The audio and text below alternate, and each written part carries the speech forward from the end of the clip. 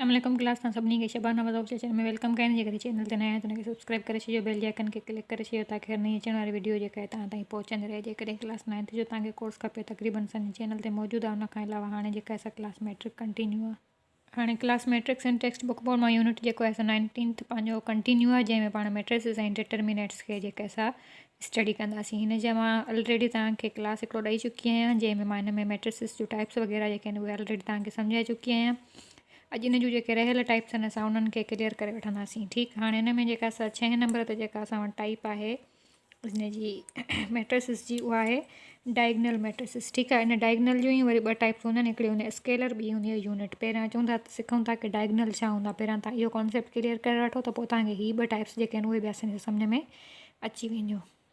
हाणे ॾिसो, जेकॾहिं हिन खां पहिरियों वारो क्लास न ॾिठो त उहो ॾिसी वठो, पोइ तव्हांखे हीअ शयूं असांजे सम्झ में अची वेंदियूं। हाणे डायगनल छा हूंदो आहे? डायगनल ॾिसो, कोई बि असां वटि शेप आहे ॾिनल, ठीकु आहे, जामेट्री जी।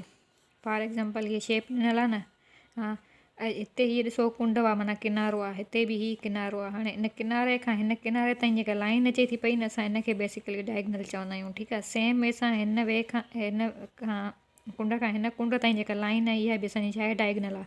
पर जेकॾहिं विच मां हिन मां सिधी लाइन कढां त उहा डायगनल न थींदी। किनारे खां किनारे ताईं मक़सदु आहे कि तिरछी लाइन जेका अचे त उहा असांजी छा हूंदी आहे? डायगनल हूंदी आहे। ठीकु, इहो कॉन्सेप्ट क्लियर आहे तव्हांजो। सेम वे सां जेकॾहिं मूं वटि हिकिड़ो चोरस आहे न, त हिन खे हीअं कयां, हीअ डायगनल थी वियो, हीअ कयां, हीअ असांजो तिरछी लाइन मां जेका कढी इहा असांजी हूंदी आहे डायगनल। ठीकु, उन वे सां हाणे जेकॾहिं मां तव्हांखे हाणे चऊं था मैट्रिसिस ते डायगनल सम्झण जो मक़सदु बि इहो ई हुयो, मेन ॻाल्हि आहे मैट्रिसिस सम्झणु। हाणे डायगनल मैट्रिसिस में छा हूंदो आहे? तिरछी लाइन वारा जेके आहिनि नंबर हूंदा आहिनि, माना ॾिसो ओ हितां खां वठी हिन तरह सां ओ हीअ हिते ॾिसो डायगनल ठहे थो न पियो, बाक़ी सभु चौतरफ़ छा अथसि? ज़ीरो अथसि। सिर्फ़ु हीअ जेको डायगनल आहे इन में छा आहिनि? नंबर्स आहिनि। ठीकु आहे, त इहा असांजी छा थी वई? डायगनल त थी वई, डायगनल सम्झायमि, पर उनजी टाइप कहिड़ी थी वई? स्केलर मैट्रिसिस हीअ थी वई। ठीकु, सेम वे सां हिते ॾिसो विच में छा आहे? ए आहे न, हे डायगनल ठहे थो न पियो। ठीकु आहे, विच में छा आहे? ए आहे, बाक़ी चौतरफ़ छा अथसि? ज़ीरो अथसि।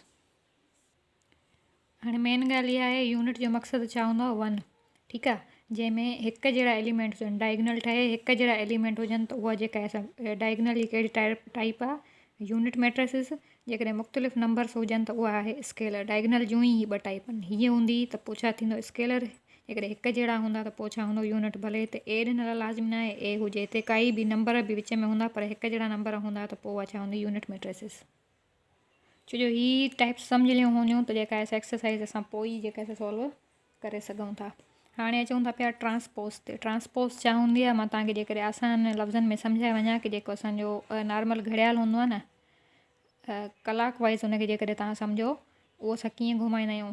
पहिरियां हिकु थींदो आहे, पोइ ॿ, पोइ टे थींदा आहिनि, हीअं हिन तरह सां हीअं हलंदो आहे, या उबतो हीअं फिरंदो आहे। हिकु थींदो आहे, पोइ वरी 12 त न थींदा आहिनि, हिकु थींदो, पोइ ॿ, पोइ टे, इन तरह सां सुबती वाइज़ कलाक वाइज़ जेकॾहिं हुनखे तव्हां सम्झो। जीअं घड़ियाल जो मां तव्हांखे मिसाल ॾिनो, त हिन खे असां ट्रांसपोज़ जो मक़सदु छा हूंदो आहे?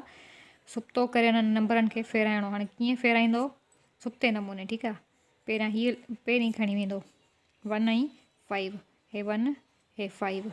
ठीकु आहे, माना हीअ जेके आहिनि राज़ में ॾिनल आहिनि, हिननि खे असां कालमनि में रखंदासीं। कीअं रखंदासीं? जीअं मां तव्हांखे कलाक वाइज़ सम्झायो कि जेको असांजो घड़ियाल हूंदो आहे उहो सुबती तरह सां फिरंदो आहे। इन तरह सां पहिरियां 5 न आहे रखिणो, पहिरियां 1 लिखिणो आहे। छो जो घड़ियाल में पहिरियां छा थींदो आहे? हिकु थींदो आहे, पोइ ॿ थींदा आहिनि, या हिक खां पोइ 12 त न थींदा आहिनि न। सो इन हवाले सां सम्झो कि पहिरियां नंबर कहिड़ो रखंदो? 1 रखंदो, पोइ 5 रखंदो। ठीकु, वरी नेक्स्ट में ईंदासीं, हिन खे बि सेम वे सां फेराईंदासीं। छा कंदासीं? 4 रखंदासीं, 6 रखंदासीं, हिन खे फेराईंदासीं, 0 रखंदासीं ऐं 7 रखंदासीं। हीअ असां छा कयोसीं? मैट्रिसिस असांखे ॾिनल हुई, इन खे छा कयोसीं? ट्रांसपोज़, माना हिन खे छा कयोसीं? असां फेराए छॾियोसीं। ठीकु थी वियो, ट्रांसपोज़ इहो हूंदो आहे। आई होप कि हाणे इहा ॻाल्हि सम्झ में अची वई हूंदी। हाणे वरी ट्रांसपोज़ जूं जेके आहिनि से ॿ टाइप्स आहिनि।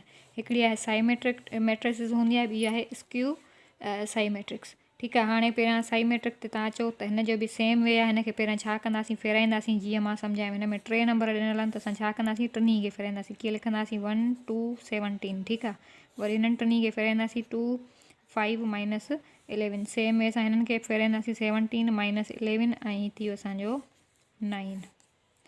हाणे हिन ते जेकॾहिं गौर कयो तव्हां, हिनखे ट्रांसपोज़ करण खां पोइ, हिनखे फेराइण खां पोइ तव्हां जेकॾहिं ॾिसंदव त छा हिन में चेंजिंग आई आहे का बि? 1 2 17 1 2 17 साॻियो पियो आहे 2 5 -11 साॻियो पियो आहे, हीअ बि साॻियो पियो आहे।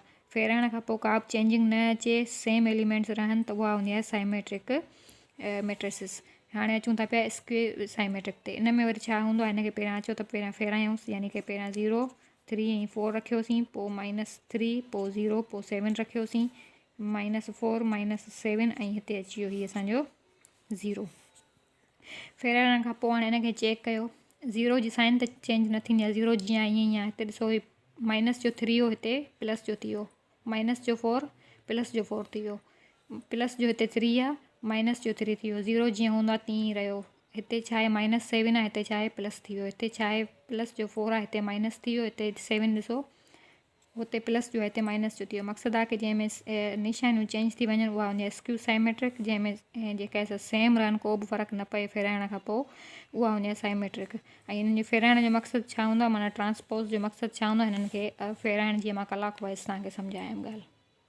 हाणे basic concept, basic introduction, basic types मां तव्हांखे क्लियर करायूं। हाणे जेके एक्सरसाइज 19.1 आहे कि हिन में हिननि जूं टाइप्स लिखणियूं आहिनि, इहे त पाण मां तव्हांखे ऑलरेडी टाइप्स पढ़ाई आहिनि, त पाण लिखी सघो था। हिन में ॾिसो सिर्फ़ु हिकिड़ो कालम ठहे थो पियो, त हीअ कालम मैट्रिसिस आहे।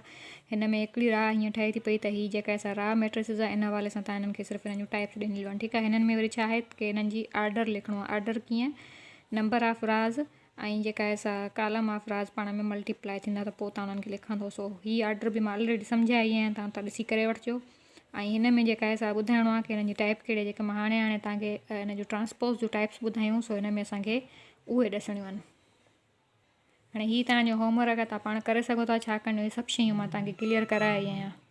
नेक्स्ट क्लास में पाण जेका असां क्वेश्चन नंबर 4 क्लियर कंदासीं, जंहिंमें असां मैट्रिसिस जी जोड़प सिखी वठंदासीं, कट बि सिखी वठंदासीं। बाक़ी जेके हू 3 क्वेश्चन हुया तव्हांखे सम्झाया, तव्हां पाण करे सघो था। ओके, अल्लाह हाफ़िज़।